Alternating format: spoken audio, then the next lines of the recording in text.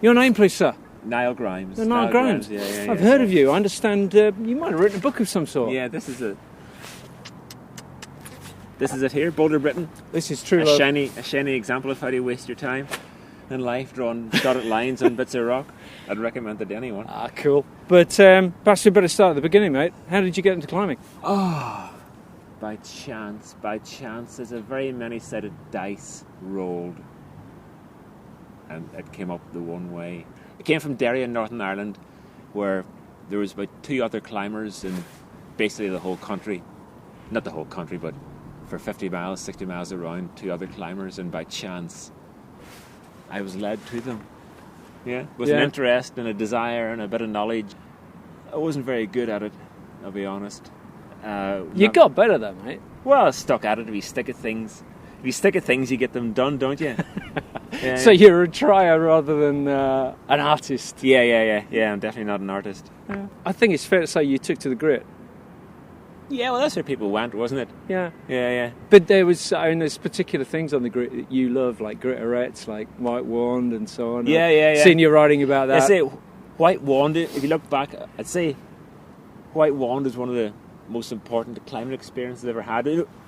Not that you ever get that far, but you look back at points where what you think of yourself as a climber changes slightly. And every now and again you do one of those things and it moves you into the next room, doesn't it? And that's a really amazing thing. It's a very snowy day. Mark Huntleby, Andy Pop, Jez Portman, people like that, they're really good friends. Midweek, because no one worked.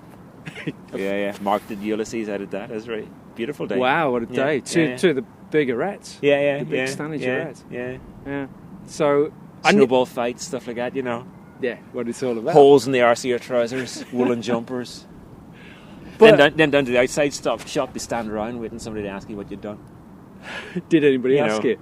Before the web came around, you had to do that. Yeah. Did anybody ask you that? I probably had to start telling them. But you've put up a few yourself, man. This route you did at Hen Cloud is a route of yours, isn't it? Or is it the Roaches? The Roaches. Yeah, called Northern Comfort. Yeah. Now, that's an amazing one. I have a thing with new routes where I sort of think, if it wasn't your new route, would you do it anyway? Yeah. And if the answer is no, then you wouldn't look at it, because involved in guidebooks, a lot of people do new routes, you think, just to get their name into a book. What a tedious thing to do. What a tedious outlook on life that must be. Because you get these routes in, and they're little minor variations and some descent route and Stanage. You think, God, it'd be nothing better to do than name this thing that 100 people have done before. So anyway, that's a rant. But yeah, when I first got to Sheffield, somebody gave me a Roaches guide, the old BMC Roaches guide, and I flicked through, and I saw photographs of Valkyrie. And then there's this flake above Valkyrie. I thought, wow, what's that climb? It looks amazing. I kept looking, but it's not in here. Why is it not in here? And years later, I went there and did that new route, which had always stood out to me in photographs. Yeah. What an amazing thing. And there's a picture of you in the Roaches guide, isn't there? Yeah. Simon Naden had tried it. Naden had tried it? Maybe I was better than him. I think you probably were. Or I had longer arms. No, longer arms than Naden. He's a spider, that man. Yeah, amazing experience. That was really good fun. Yeah. Part of what you were saying there was those glorious days when nobody worked in Sheffield. Oh, yeah, magic. Magic days. Yeah, but you went out and got yourself a job. Oh, yeah, with the BMC, writing guidebooks with the BMC. Yeah. Really good fun. Yeah. It's been good. Yeah. Been there for a while now and really enjoyed it. Really. How long is it you've been there? I don't think. It's nearly 10 years, mate. There's been some spectacular successes with some of the guidebooks. Yeah, really nice. With all these things, it's the process that's a really enjoyable thing, isn't it? Working with people and learning how to do these things. And I mean, this book here, I've done that in my spare time, but that book's a physical manifestation of something, isn't it? That's an object. Yeah. And you sort of think you might be pleased with the object, and you sort of are pleased with the object, but something like that means many different things to me, because you go through so much to do something, and you sort of learn so many things, and you go through so many processes. Yeah. That's the book itself is kind of a nice thing to exist, but it's not the thing you love about the experience, if you know what I mean. And it's the memories, the people you met, and the well, that, but also what you go through.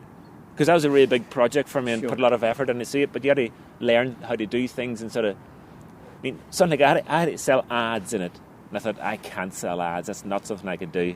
But I made myself do it. So you phone up people, hi, I'm writing this book, I put an advertisement, thinking that they're going to be money people. But the time you speak to them, you realise these people are nice people too, and you have a chat with them, you have a laugh, and then they buy an ad, and you don't feel anyone's lost out on it. So that's really, things like that give me really good experiences, and they let you change what you think.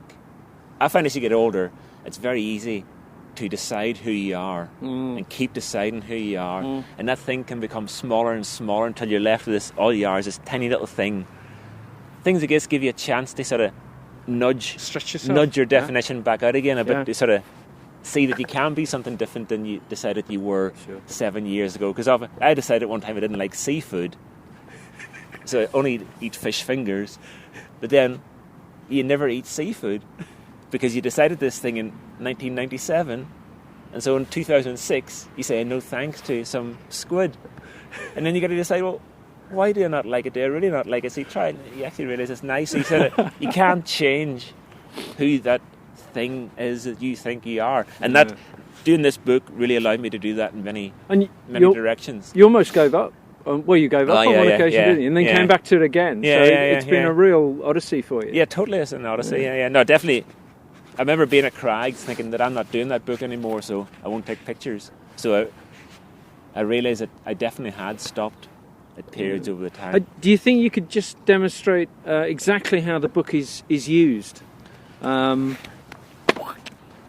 have you laid it out, and how does it work for the guy? If you're just out and about in your car and you've got it in the glove box. Use this book to see where the nearest bouldering is to you. It covers everything from the southwest coast, Devon and Cornwall, southern sandstone, north and south Wales, Leicestershire, the Peak, Yorkshire, all that to Scotland. Yeah. There's a Leicestershire section. I've looked. And it just shows you the nearest bouldering. It'll give you my opinion of it. It'll tell you what the climbing's like, conditions, how to get there, and then it'll give you a bunch of problems. Yeah. So it'll give you a good fun day out. Yeah. But the idea being, if you're somewhere in Britain, pretty much almost anywhere, you can find somewhere. You're never more than 10 minutes away from happiness. And that's what it's down to. That's what it's down to. Happiness.